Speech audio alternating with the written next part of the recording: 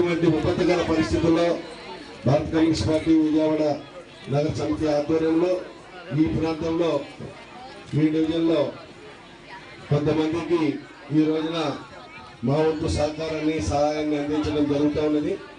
ఈ కార్యక్రమానికి సిపిఐ జాతీయ సమితి కార్యదర్శి కామ్రేడ్ నారాయణ గారు, అలాగే సిపిఐ జాతీయ కార్యవర్గ సభ్యులు కామ్రేడ్ అక్కినేని వనజ గారు విచ్చేశారు.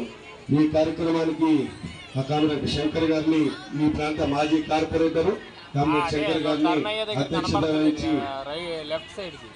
చొరవ చేస్తే ఇక ఆయన వెనకాల మేము వెళ్ళి ఆ ట్రైన్లోకి బాధితులందరినీ కూడా ఎక్కించాం. అలాగే వరదలు 2 సార్లు వరదలు వచ్చినాయి. మనకి 2005లో వచ్చింది, 2009లో కూడా అయింది.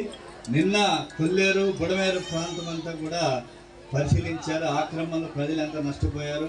కాబట్టి నిజమైన పేద ప్రజల నాయకుడు